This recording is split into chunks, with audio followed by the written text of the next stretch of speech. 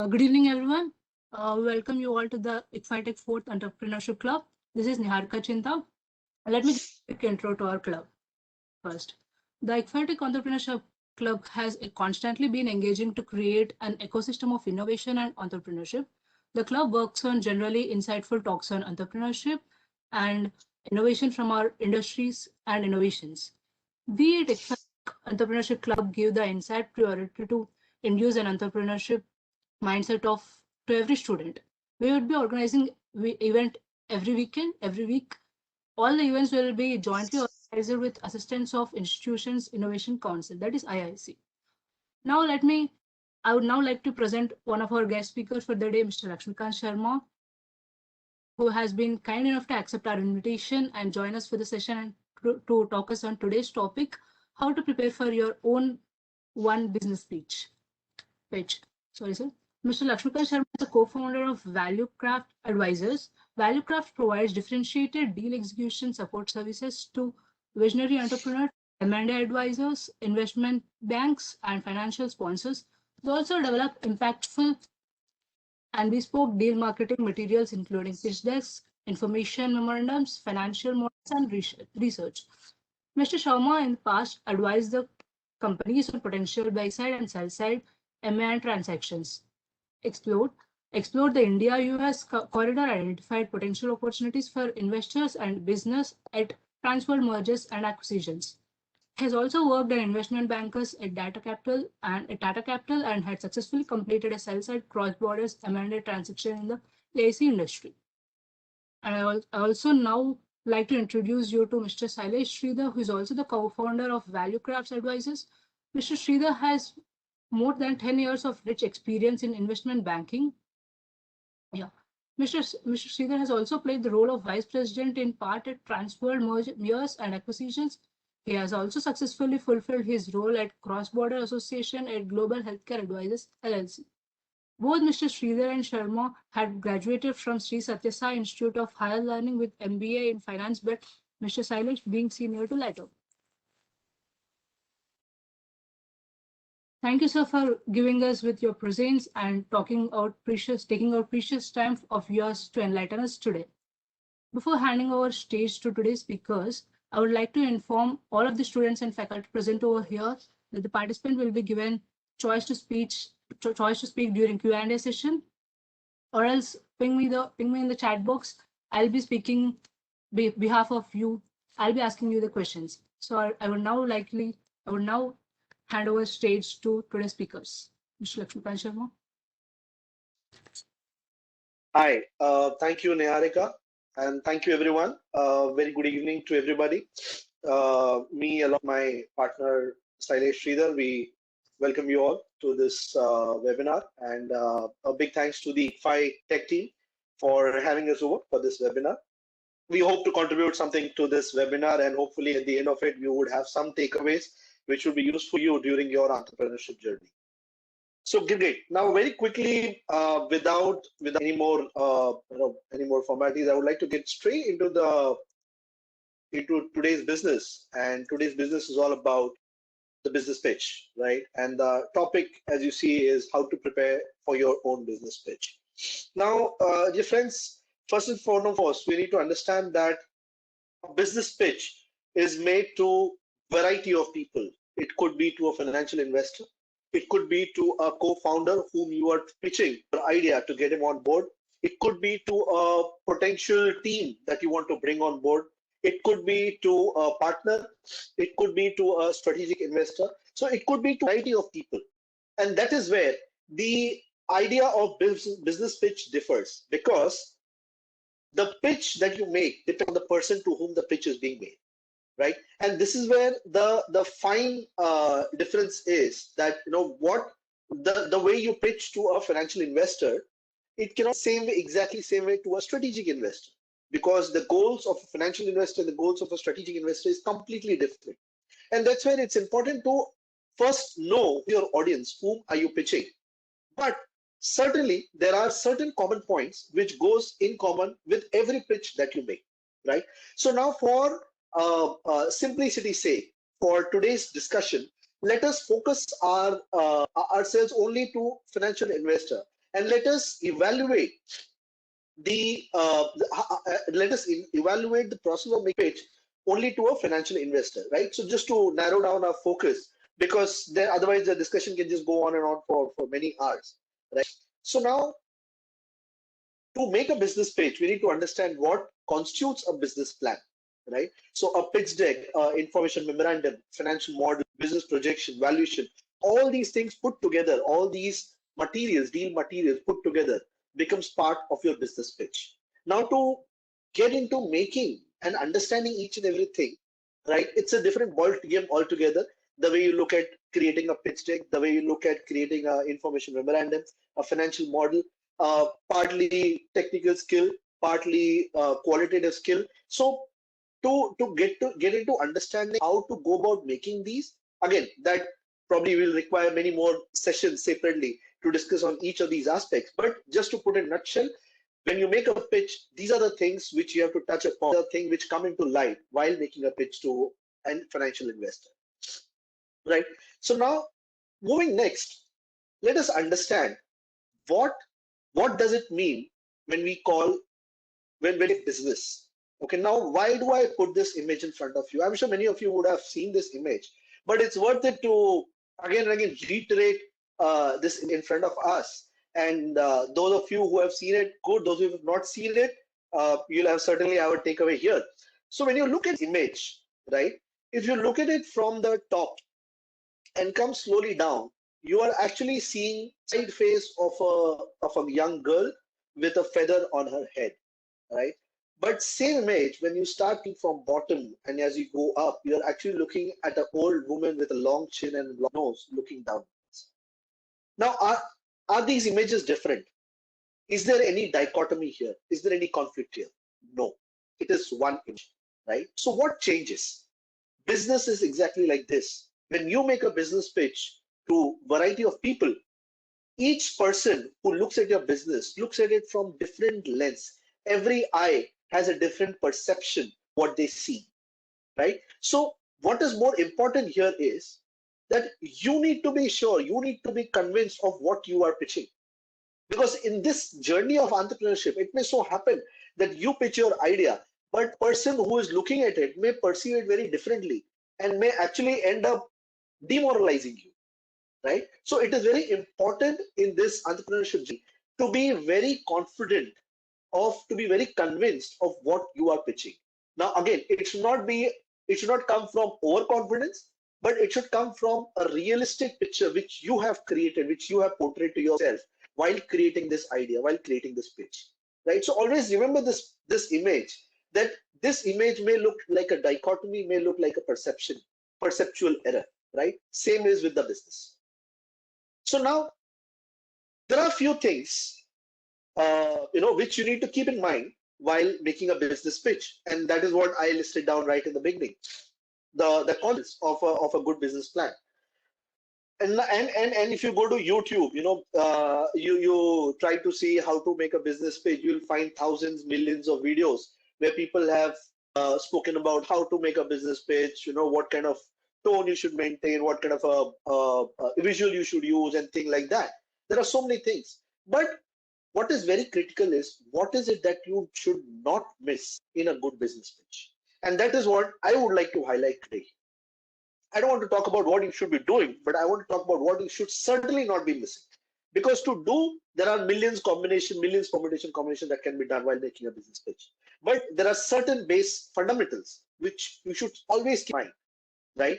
To get a hearing from an investor, to get the attention of an investor.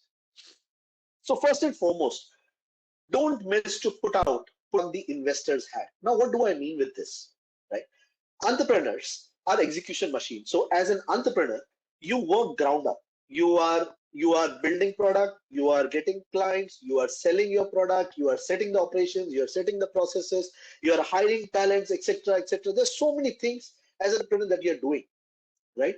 But there are some entrepreneurs who are good at stepping a level up from being an execution machine and talk to their team from company's vision point of view, which is what is most important. Because you need to paint a bigger picture. You need to drive a team a bigger picture, right? But then what is even more important is to go above company and to look at the world and the way the world is changing. And that is what an investor is looking at. That is what an investor is living for, and that is a bigger picture. Dear friends, that an investor on an average is meeting hundreds of founders, entrepreneurs in a week, is meeting maybe 40, 50, 60 industry experts in a week, right? And where he's coming from is a much larger picture. He's actually meeting these people and understanding how the world is changing, how the trends in the world is changing, right? So when an entrepreneur comes in front of an investor wants to relate to that change and see whether this entrepreneur knows that there is a changing trend in the world, whether this entrepreneur is building something which is addressing that changing trend in the world. Because if he is not, then he is going to go bust in next 2-3 years. Then there is the redundancy will immediately come into the business in next 2 to 3 years because the trends are changing. So it's very important for an entrepreneur to put on investor's hat and think of the larger picture, think of how the world is changing, how the trends are changing, and then make sure to relate your product or service to that changing trend, right? Now, how do you do this? To address this, you need to answer these two questions. There could be many. For discussion's sake, let's take these two questions that you certainly need to answer. And that is, sorry, please pardon me, I've got a bit of cold today. So sorry for the disturbance in between. You need to answer this question: why is this the right time, or why are we the right time to do it? Right? Then you need to build the confidence. Now let me put it into perspective. We all know Nokia.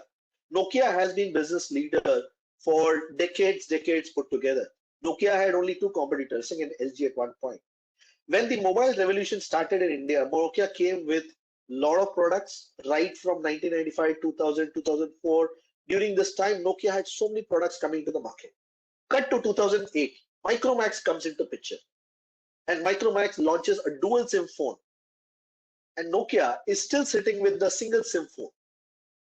And Micromax catches up into the market. And that is where Nokia started losing the market share. Mind you, Micromax started in 2000. Till 2008, they were building their product. They were understanding the market. They were understanding the needs of the product.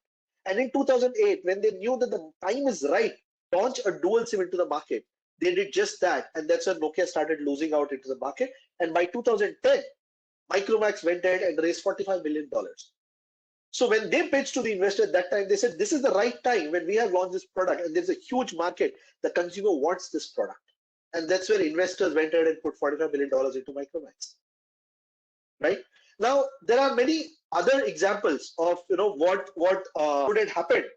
But there are also, we also always need to look at examples which didn't fly well, which didn't time the market well. So if you look at the other logo, it is basically GoZumo. It was a startup which started way back in 2014, and they were into P2P, peer-to-peer used car marketplace. Okay. Now, when they started their venture, they were trying to address a need which was still not there in the market. People were not so sensitive to that. People were not so used to that kind of a service, right? There are some sensitivities involved, but then GoZumo, when they came into the market in 2 years, they raised about $6 million, and they went all out, spreading to almost 20 cities in India. They spent lots on the ground level marketing, only to realize in some time that the consumer was not yet ready for this product, right? But what good thing which they did is the moment they realized that, they returned almost half of the money raised from the investors back to the investors. Even now, this is a tale told by all the investors that's how entrepreneurs should be. Be realistic, be true to yourself, use capital as a tool, not as a price. When an investor puts capital in you, he's actually putting that confidence in you, giving you support to build this product. So don't consider it as price and having won over and having splurged that capital which has been infused by the promoters. Take it as a tool which is going to help you build the product. So the moment the entrepreneur, the founders realize that it's not working out, they returned half of it back to the investors. So what was wrong? Were the entrepreneurs not a good team? Certainly not, because one of the founders has gone ahead and founded a edtech company and is one of the edtech company leaders in the market right now. The reason was not correct when they brought this product into the market. At the same time, when GoZumo came into the market, there was another venture which came in that was called as Truebill.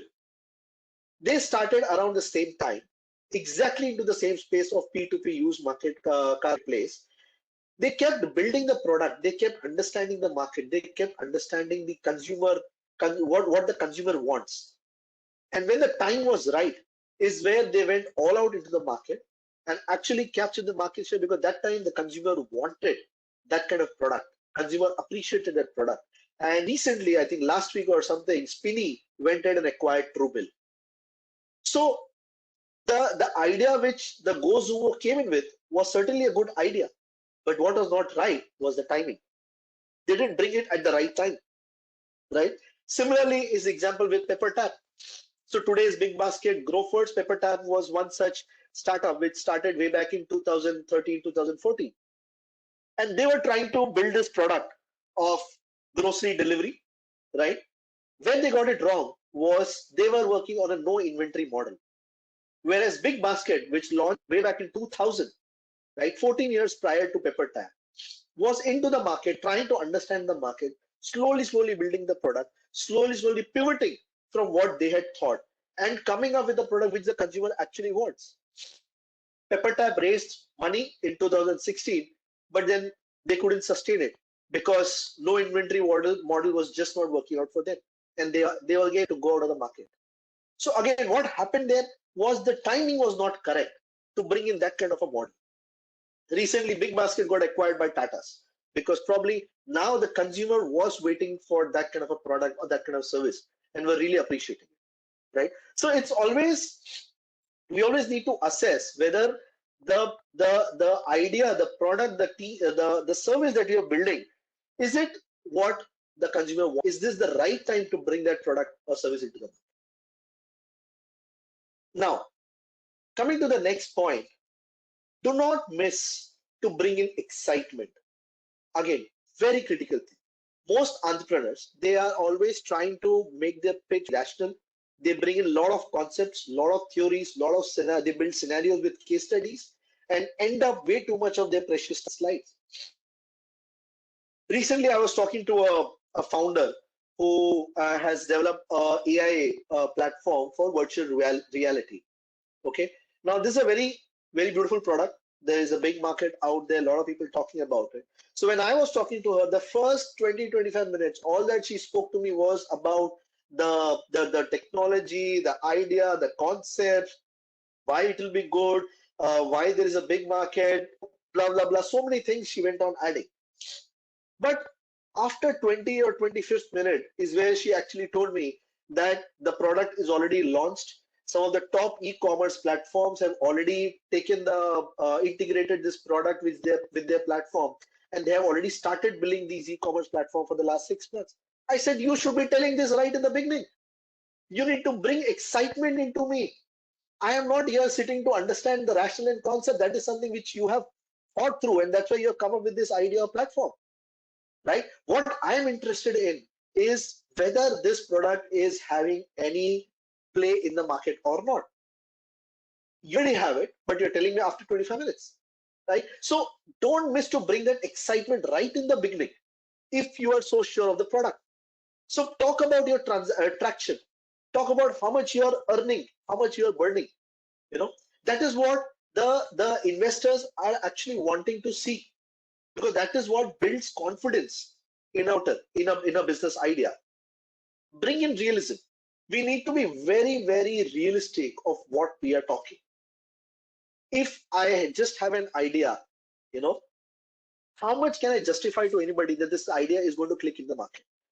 Unless I have a proof of concept, a POC in place, unless I have a traction built, and unless I can show a traction that has been built, how much can I justify to anybody just by words and just by portraying images on the slide? So we got to become realistic. We got to bring in that realism and our honesty pride paradox. Now this is a term which was coined by Bailey Myers, a very long-term investor, you know. And what what this paradox basically mean is that when we are talking about our idea, when we are talking about our business, talk about how the growth trajectory of the business is going to be. We talk about how the milestones are going to be achieved. We talk about what kind of a scale I'm going to achieve and things like that. And just when you are building the hype, that is where slowly you bring in. But you know what? The future looks very bleak if I do not raise finances, and I may just go doom if I don't raise finances. That is where it loses out the confidence of an investor. So the honesty pride paradox, you got to be honest. Okay, you got to build that pride of saying that yes, I have built something and there is a milestone which I have achieved, there is a huge scale which I'm going to achieve. But you cannot be so blatant saying that, you know what, I don't have money and I cannot run it and it's going to die. But create a picture where it still appears that there is a huge scope. Talk about your projections. Talk about your realistic projections. This is what I will be able to achieve. Every investor will want to see a 20x, 30x, 40x. But if you think that the business will take time to achieve that, be truthful, be realistic about it. That this is how I see a business growing. Beyond this, we cannot grow. Or faster than this, we cannot grow in this much time. Right? Talk about the money that you want to raise, not exactly how much you need, not more, not less. When we do that, it creates a huge confidence in an investor. We were dealing with a client and we are making a financial model for them, right? Now, the nature of their business is such that the promoters have to travel deep inside rural areas every 10 days, 15 days to a large plant site. Now, when we are building the model and we are building the expected expenses in the model, he wanted to build expense for a car, for 2 cars. And I asked, okay, how much do you think this expense would be? How much this capex would be? And he said, yeah, let's take 35, 40 lakhs. I said, 35, 40 lakhs? What are you looking at? He said, no, look, I need to travel. I'm the founder, I'm the brain behind. I need to travel. I need to be in a very comfortable car. I need at least a Mercedes. I said, look, investor is not putting money to buy you a Mercedes. You've got to be very realistic. If your work can be done by a Jeep or a Innova, which costs you just 10 lakhs, that is still justifiable. But just saying that I am the brain behind, I need to travel in a Mercedes, so give me money for that, no investor is going to give that. So raise money, put across the fund requirement, but not more, not less. Be so sure, be so exact that this is what I need to bring the scale. Ultimately, the investor is not putting money into you to give you a lavish lifestyle. He's putting money into you to help you grow the business. Right? So we need to be very privy of this, of avoiding this honesty pride paradox. Now moving on, the third point, which we certainly should not miss, is that we need to make sure that we appear to be unique and special. Most entrepreneurs, they try to be credible. They try to justify everything. They try to project, I know it all confidence. Now, dear friends, as I just said, I'm back. If you just have an idea, how much can you justify? And even if you have a POC in place, even if you have a traction, how can you be so sure that I know that this business is going to grow so much? Right? There's a very beautiful quote by a writer, Sailesh Sharma, who says that winners don't do extraordinary things. They do ordinary things in an extraordinary manner. So,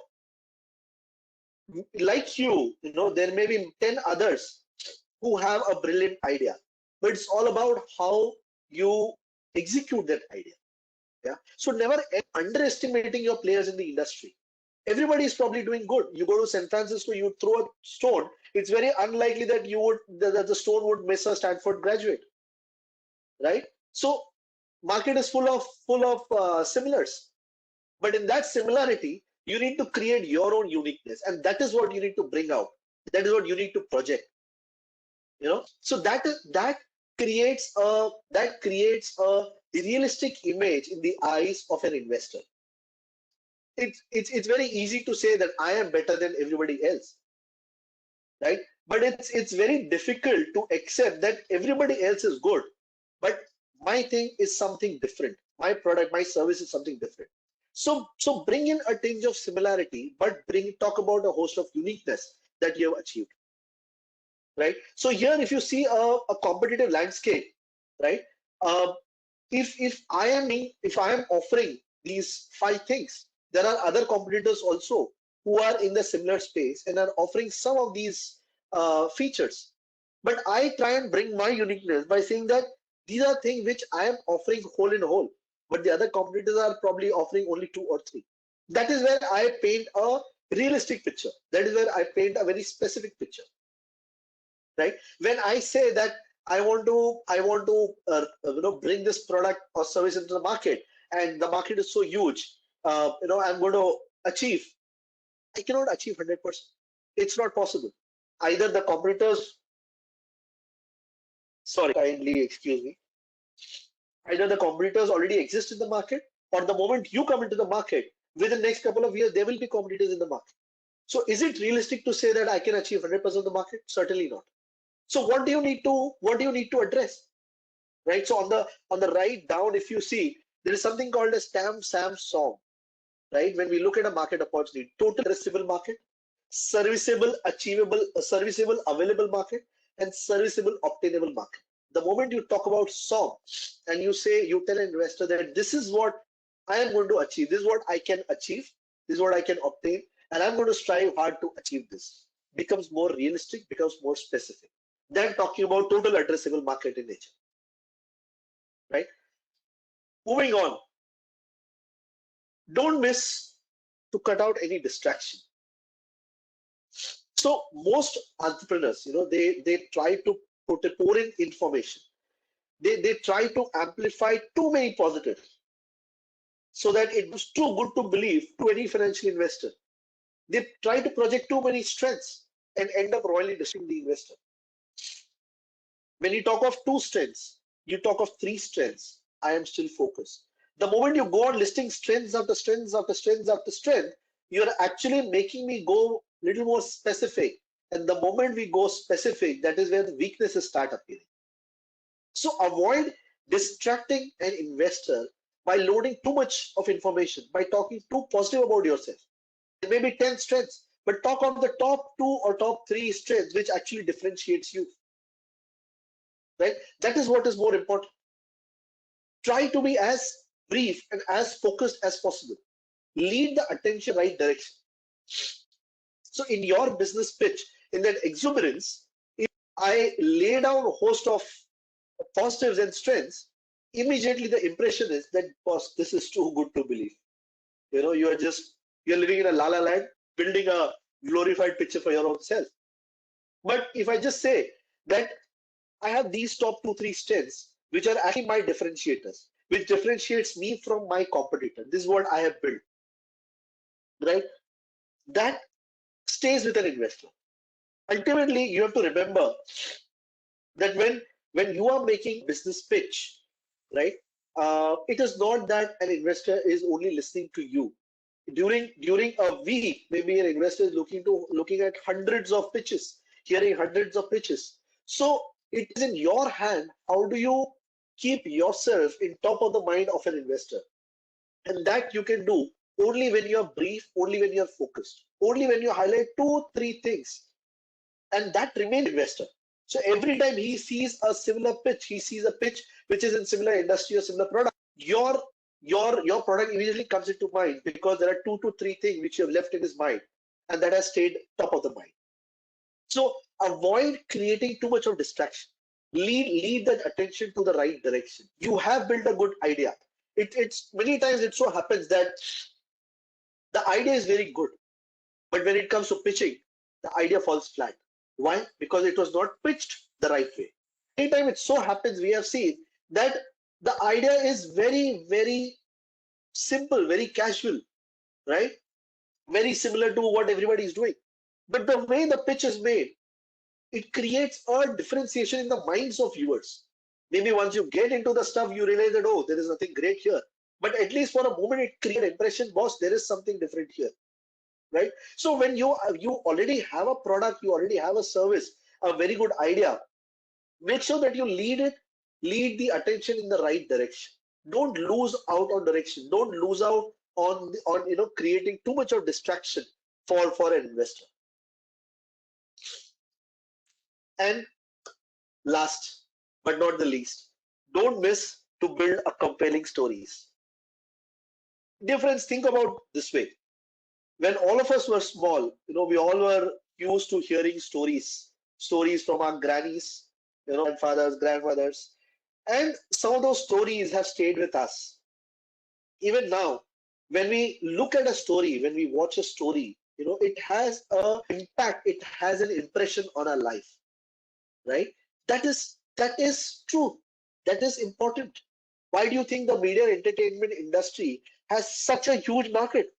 Because everybody is creating a story, a relatable story, a story to aspire for, a story which has been a memory in your life, right? So try and create a compelling story in your business pitch. And when you create a story, it becomes difficult to forget. For once, a person can forget a concept, but he'll not forget a story, because somewhere the story becomes relatable, the idea becomes relatable, right? So few minutes of pitch will stay in mind only if there is a connection. Stories create connection. So don't miss out on creating a story.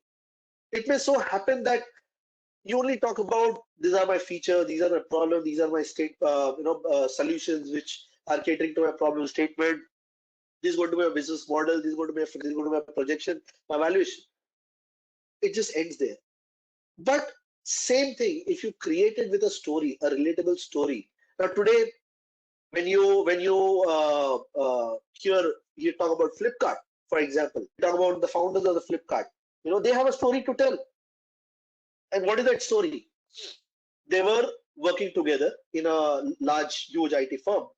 And then they started selling books from their house. They were in a house and they were selling books from there. They built an online platform to sell the books. And when they realized that there are a lot of people buying the books, they realized that people wanted some more things, not just the books. And that's why they went on adding products. And that's how the e-commerce platform of Flipkart developed. Now, there is a story here. It's not just a cliche that what people would want to buy these things because there is convenience, because there is they don't have to go out, because there is transparency of pricing and things like that. But first comes a story that somewhere a need was felt. This is how we started doing. We felt that there was a compelling requirement from the consumers. We felt very positive from the feedback which we received from the consumers, and that's how we started building the platform, right? You look at any successful business, it has a story, all right? And when the story is told, with the success of the business actually stays in your mind. That is where the success of the business actually becomes primordial, the whole idea of the business, because the story behind it was more compelling. So in your idea, in your pitch, don't forget to knit around a story. So to summarize, the 5 points which I just listed down are, as I said right in the beginning, these are the things which are very critical. These are things certainly you should not miss out. To do, there can be many more things to do. We could probably have another session where we talk of what all can be done. But then there are a lot of people talking about it. There are a lot of people talking about it. But what you should not miss is what is important, is what you need to keep in mind. So again, to reiterate and to summarize, don't miss to put on investor's hat. Don't miss to bring in excitement. Don't miss to be unique and special. Don't miss to cut out distraction. Don't miss to build a compelling story. With this, my dear friends, I hope the presentation had takeaways for you. And if it did, that would be the satisfaction for me and for me and Sailesh both, for both of us. Thank you very much. Thank you, sir. Now I would like to enter into a Q&A session. All the participants are kindly requested to ask the questions you have been. So I have Sailesh here with me. gracious enough for him to join the session. Comes with a very wide experience interacting with investors, founders, MNCs. So, he'll be a big asset to address the Q&A session. Thank you so much, and I think you laid a really good foundation, and it does help when you figure out that these are some of the critical aspects that you should not miss out. It will take you a long way because you will see the difference when you pitch to an investor and they see that you are speaking their language. They automatically start connecting with you. So great, this was great, and I hope all the participants got the right message, and would love to hear any of their feedback or questions that they might have.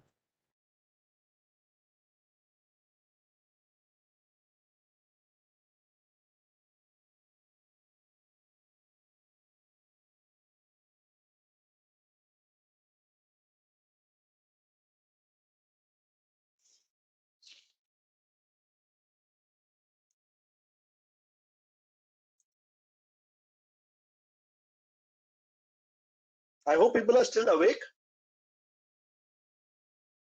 So if there are no questions, there are two ways. One is that they have understood the entire concept and they're raring to go create their own business plan, or it could also mean that maybe we might have to reword the pitch to make it a little more clear. So either ways, it's really good that we got this opportunity. So we would definitely like to thank the organizers and of course, feel free. What we'll do is we'll share our contact details.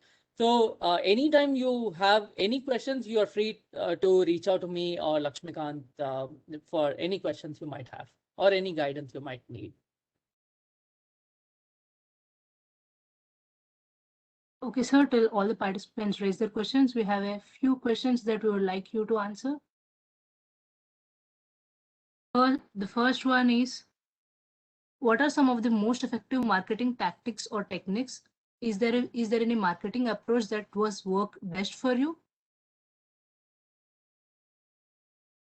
Okay. You want to take it, Lakshmikant, or I can speak? Sure. So, see, typically when you say marketing, it is there are two angles to it. In this context, we are talking more about marketing your business to investors, right? So let me answer that first.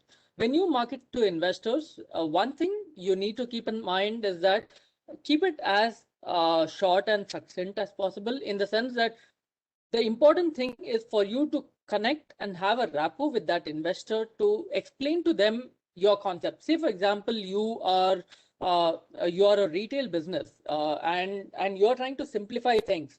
Always start with a tagline which relates to for them to understand your business easy. So, say, for example, you are trying to be the Uber of something where you're trying to do aggregation. So you could be that I'm the Uber for say plumbing services.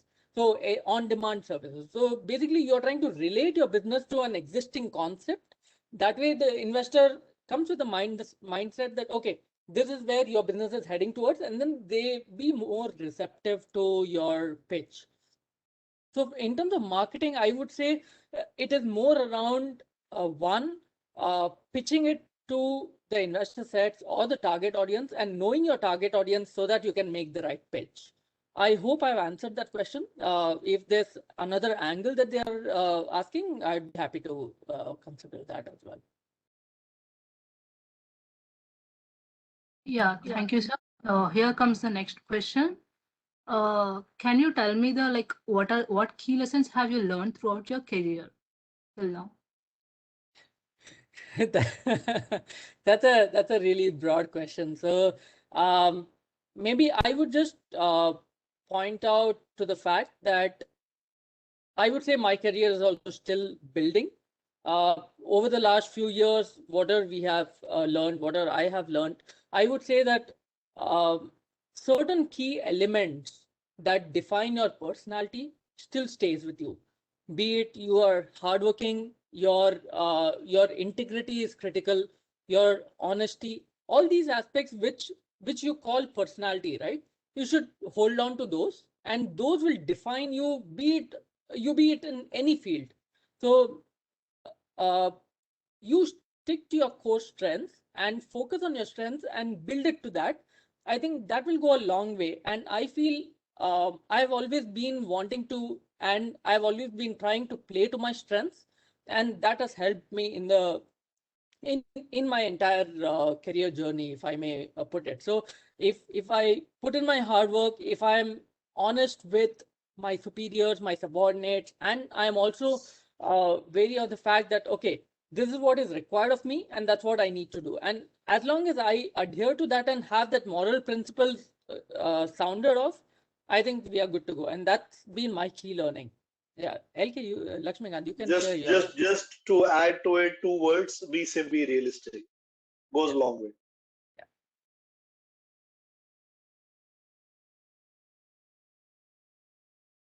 Sure. There's one question here, right, from Aditi. Uh, what's an ideal business pitch? How should it start and how should it end? So we wouldn't want to put a crystal clear structure to it, in the sense that there are certain elements that you definitely need to have in a pitch, but we would say that bring in your creativity as much as possible. Some people have even a 5-page pitch deck, in the sense that they summarize their entire idea into just pictures, and the pictures speak louder than words. So be as creative as possible. There's no starting slide, ending slide. As long as the starting slide talks about what the business name is, ending slide is thank you and Q&A. Apart from that, the entire body of the pitch, I think you should be creative enough, and you should also, like LK pointed out, the first point, do not miss out that you have to put the investor's hat or any audience hat. So if you're pitching in your classroom, think from your classmates' perspective. If you're talking to an audience in a seminar, think what are the kind of audience that you would be pitching to, and then create a pitch. Automatically, you'll be making a really good pitch if you know your audience well.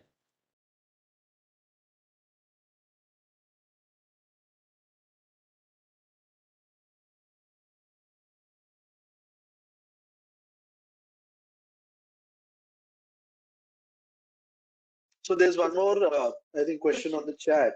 How could any startup compete with other competitors in necessity goods segment? So it's all about the differentiator, because when you say necessity goods segment, there is some. If it's a necessity, there are already 10 players catering to it. If nobody is catering to it, then certainly you have then there is no competition for you, because you are launching it for the first time. But if there are people catering to it, then you need to talk about your differentiators. And only when there is a differentiator will it have pull in the market. Apart from real differentiators, the artificial differentiators are the price discounting. Now, why I call it artificial differentiator? Because if the cost of a particular product has to be 10 rupees, you have to sell it with a profit margin of at least 20%, at least 30%, right? So even if you cut down your profit margin, you have to sell at least at the cost. You still want to compete in the market and you bring down, then it's an artificial differentiator which you are creating, which is not sustainable for a business in long term. So to compete is to have a real differentiator into your product or service. Here we have another question from Vishnu. He says, now whoever has succeeded in business, are they successful by luck, or are they planned and studied for that success? So a really interesting question.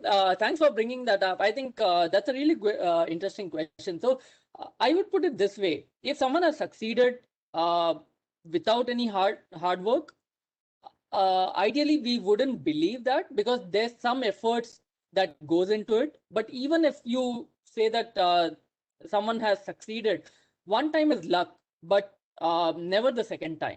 So their hard work always pays for it, now or later.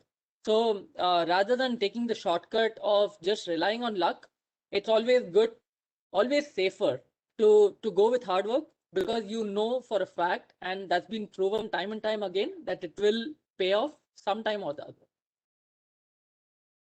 I know why this question comes, because we are all talking about unicorns and unicorns every week. This last week we had 3 unicorns in India. So there is a big question in everybody's mind. Can I also build a $1 billion valuation in just 3 years? Well, my friends, please understand that let's live in real world. Okay, let's not live in la la land. Okay, if you are building a product or a service, you got to believe in it. If you're building it just to say that get me valuation for this, that's not possible. That's and now slowly, everybody is realizing that you cannot run business for decades and decades together by burning money. Of course, there is a logic to burn money to an extent, because you want to grow at an exponential rate and capture the market. So to do that, you got to burn money for some time. You can be profitable by by stagnating your growth and saying, okay, I need not expand. Next year I'll become profitable. So to an extent, burning of money is justifiable, but beyond that, it is not justifiable, right? So success and failure of a business, you cannot really define it by luck, or whether he planned it this way, or whether he studied for it. For example, you take Paytm. When did the Paytm get its kick? Paytm was launched way back in 2012. But Paytm actually got valuation in 2017 when the demonetization happened and the whole payment system moved to digital. And that time Paytm had the platform, they had integrations with the banks, they could swiftly take over the market. So now you can call it luck. But that product was being built from 2012 onwards. Somewhere they were seeing, they were envisioning requirement of this kind of product in future. Right? So it could partly be luck, but it's always the hard work, effort which goes behind building it.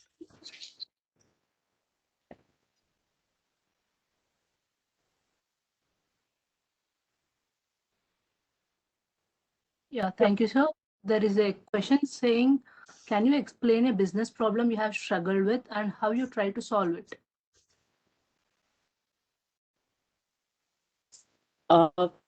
So if I may put it, so some people actually try to figure what the business problem is. So what happens is you might be addressing 2 or 3 issues. Say, for example, there is a business which is helping other businesses, smaller enterprises, do their marketing, digital marketing in a more efficient way. Now they are trying to address multiple fronts, because they are trying to take the marketing budget of the company and invest in different platforms, be it SMS, be it WhatsApp, be it newspaper clippings, or even digital ads. Now, when they are trying to define their problem, what we have noticed while they are trying to define is, they say that we have 3-4 different problems that we are trying to address, which is not wrong. But what you need to figure out is, just like you have a vision statement and mission statement, you have one problem statement which is key. And that's what was the basis of you trying to create your business. You identified the need, either you were in that situation because of which you created that need. Like, for example, how did the story of Red Bus start? The founder wanted to travel from Hyderabad to Mumbai, but he didn't find any buses where he could get immediate booking, because he had to come to Mumbai for some important work. And this was the problem statement that he wanted to address. He wanted to make bus bookings easier and simpler. And that's how he started Red Bus, and that's how it became successful. So once you create the problem statement, and once you identify that this is the problem I need to solve, and this is what I see others also struggling with, you automatically make it clear that, okay, I have a business, I have a problem statement, I have the problem that I'm addressing, and I know that there is a market for that problem. And that's how your entire business solution revolves around that business problem. So when you make a pitch also, try to focus on the business problem to the extent that the other person understands that there is a problem out in the market, and you're not trying to address a problem that you're actually trying to create. right? So you are trying to address that problem. So your solution has to be directly related to what the problem is out in the market.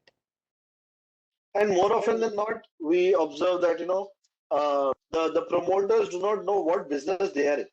They started somewhere, they built something, and they've reached somewhere else. In this journey, the structure of the business has changed. So recently, I was judging an entrepreneurship competition at one of the colleges in Mumbai. So one team had prepared a very interesting business plan. So they wanted to create a homestay or kind of a lodging facility for the cab drivers who drive intercity, and create a very low cost stay option for them, so that they don't have to sleep in their cars and carry food from their home and eat it after 12 hours, 14 hours. Now the idea is very good, but the business model revolved around creating these small houses or creating these small lodges across the highway. I asked them, are you creating a service or are you creating a real estate business? Because to me, what it looks like is a real estate business. You're going and creating the small lodges. You have to acquire a land or rent a land, create an infrastructure over there. So you are no more into service, you are into a real estate business. So we need to first know what exactly is the problem that we are trying to address, and then define a model which sticks to addressing your problem and not create another problem out there.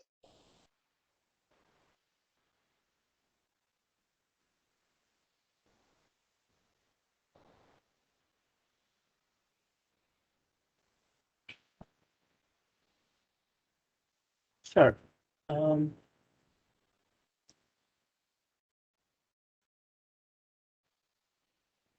Yeah, so there is another query saying, what are some technology trends you think we need to understand? So I think it depends on different fields where you operate or where your interests are, because there are various, in the broader sense. I think most of you might be aware of the amount AI and artificial intelligence and machine learning are getting integrated into our daily lives, be it by way of Siri, be it by way of Alexa, or uh, any of these technological advances or elements that are making our life easier, or either they are voice enabled, they are trying to make automated robotics to make the warehouses more efficient. All of these technological advancements are only trying to improve efficiency, but at the same time, knowing its importance or relevance within the business is very critical. Now, you would have seen that any pitch deck or anyone who is wanting to pitch, they think that by just including AI and ML into our business, they can woo everyone else. That's not the case. If there's no AI and ML requirement in the business, if you bring that into the picture, you are only causing trouble to yourself, because you might not be aware of whether it's even useful and whether the customer requires it. Say, for example, there are these smart home applications, right? Now, it is definitely useful in the sense that many people want this voice enabled curtains to open up, and the voice enabled fans to get connected. But at the same time, when you see the broader scale of things and on the commercialization part of it, it is still very early on. So you trying to advertise smart home appliances to, say, rural areas where there's limited electrification, and also limited there's a lot of power cuts that happen in the tier 2, tier 3 cities. You might actually be doing more harm than by actually pitching that, okay, I'm bringing the latest technology to even the underserved people. So my sense would be that there are a lot of technologies that are coming in, which you should be aware of. But I would say, look at it from the vertical that you are trying to build a business in, be it on the medical field, be it on the manufacturing side, be it on the services side. There are different technologies in each sphere itself, and you need to be aware of individual technologies in those space rather than just looking at a general technological trend.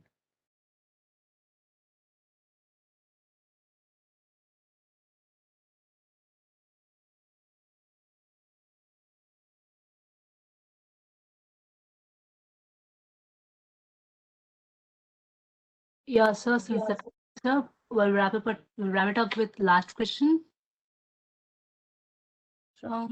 What's the best way to pitch a new idea to venture capitalists? Okay. So while I understand the question, I would suggest that one, if it's just an idea, please don't take it to the venture capitalists, because they will straight away refuse it. The reason being that they would want you to be convinced of the idea. They would want you to put in the efforts to bring it to a certain scale, or to bring into a stage where uh, you would need a much larger team to build it, to take it to either a state level, national level, or global level.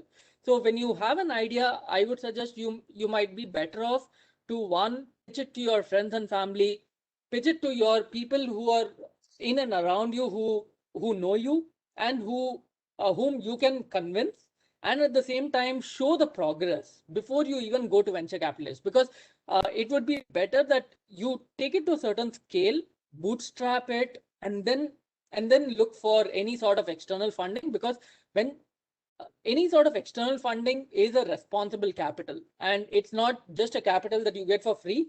If you if you do not uh, if you do not perform well with that capital, you don't have a good name or a reputation in the entrepreneurial world. So it's been proven time and time again that bootstrapping is the best way to get get the business to a certain scale, after which you can definitely look for external capital.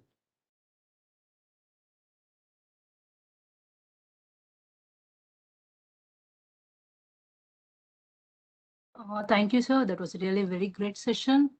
We thank Mr. Sharma and Mr. Sridhar for all your efforts in developing modern India and being an inspiration for many of us. And thank you for taking out the time from your busy schedule and enlightening us with your wisdom words. We would also like to thank all the students, faculties, and industry delegates present over here and making IcfaiTech Entrepreneurship Club's 4th webinar successful. Thank you, everybody, for being a great audience. On this note, I would like to end, and I also looking forward to many more sessions like this. Have a great day. Thank you. Thank you very much, IcfaiTech team, and thank you for having us on this webinar. Thank you so much. Thank you.